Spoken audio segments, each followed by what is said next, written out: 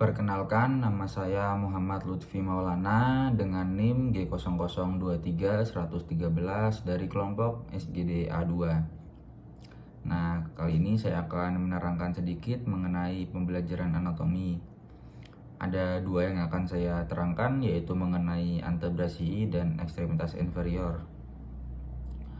Pertama-tama yaitu saya akan terangkan mengenai tulang penyusun regio antebrasi.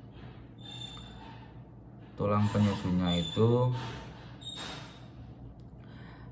terutama ada radius dan ulna. Ini seperti di gambar itu ada tampak supinasi dan tampak pronasi ya. Lalu selanjutnya tuh ini kalau ulna itu yang berada pada bagian medial, kalau radius itu yang berada pada bagian lateral. Lalu ada sendi penyusun dari antebrasi. Sendinya itu ada sendi subiti. Nah, pergerakan sendinya itu ada tiga.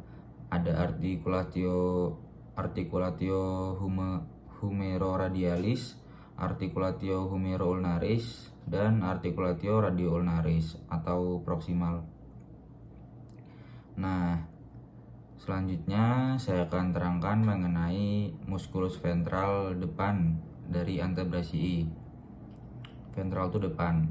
Nah, yang pertama ada flexor carpi radialis. Ini diinervasi oleh nervus medianus, melewati pada bagian C6 sampai C7. Fungsinya itu untuk fleksi pergelangan tangan dan memungkinkan gerakan menarik tangan ke arah radial. Yang kedua ada palmaris longus. Ini inervasinya itu ada nervus medianus melewati bagian C7 sampai C8. Lalu fungsinya untuk membantu dalam fleksi pergelangan tangan dan terlibat dalam penguncian jari. Nah, yang ketiga itu ada flexor carpi ulnaris. Ini inervasinya itu nervus ulnaris melewati bagian C7 sampai C8 serta T1. Fungsinya untuk fleksi pergelangan tangan, lalu memungkinkan juga untuk gerakan tangan ke arah ulnaris. Nah, lalu yang keempat ada flexor digitorum superficialis. Inervasinya itu ada nervus medianus melewati bagian C8 sampai T1. Fungsinya itu untuk fleksi sendi interfalangeal proximal atau bisa disebut IFP dan metacarpofalangeal atau bisa disebut MCP jari. Nah, selanjutnya ada musculus dorsal. Dorsal itu belakang. Musculus dorsal dari antebrasi ini terdiri dari 4. Ada extensor carpi radialis longus dan brevis. Inervasinya itu nervis radialis melewati bagian C6 sampai C7. Fungsinya untuk meregangkan atau ini ekstensi ya, untuk ekstensi pergelangan tangan dan membantu mengangkat tangan. Yang kedua ada extensor digitorum. Ini inervasinya itu di nervus radialis melewati bagian C7 sampai C8. Fungsinya untuk meregangkan sendi interfalangeal distal atau bisa disebut IFD. Lalu sendi interfalangeal proximal atau bisa disebut IFP dan metacarpofalangeal jari atau bisa disebut MCP. Yang ketiga ada extensor carpi ulnaris. Ini inervasinya itu nervus radialis melewati bagian C7 sampai C8. Fungsinya untuk meregangkan atau ekstensi pergelangan tangan dan membantu memutar tangan ke arah ulnar. Yang keempat ada anconeus. Nah, ini inervasinya itu pada nervus radialis melewati bagian C7 sampai C8. Lalu fungsinya untuk ekstensi siku. Selanjutnya saya akan menjelaskan secara singkat mengenai perjalanan plexus sacralis dan lumbalis memberikan inervasi ke ekstremitas inferior.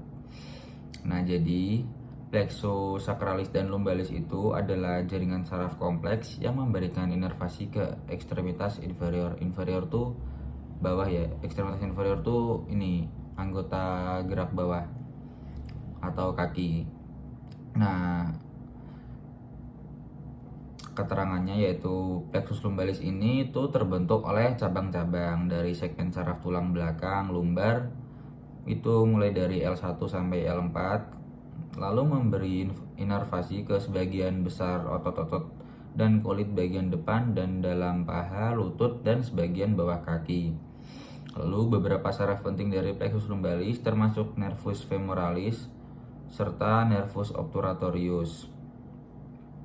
Nah, lalu yang kedua ada plexus sacralis. Plexus sacralis ini terbentuk oleh cabang-cabang dari segmen saraf tulang belakang sakral. Itu pada bagian S1 sampai S4. Ini memberi inervasi ke otot-otot kulit dan struktur di daerah gluteal, pinggul, dan seluruh ekstremitas bawah. Saraf utama dari plexus sacralis ini termasuk nervus sciaticus. Nervus sciaticus ini kemudian membagi menjadi nervus fibularis dan tibialis, lalu menginervasi otot-otot dan kulit kaki. Terus ada juga nervus pudendus.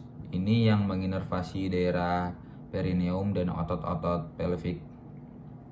Selanjutnya, perjalanan dari saraf-saraf kompleks ini akan melibatkan serangkaian cabang dari anastomosis saraf untuk mencapai tujuan akhirnya di berbagai otot dan bagian kulit pada ekstremitas inferior tadi. Nah, selanjutnya ini ada batas dan struktur dari topografi ekstremitas inferior yang saya ambil kali ini ada pada dorsum pedis. Nah, perlu diketahui dorsum pedis ini itu merupakan bagian dari punggung kaki ya.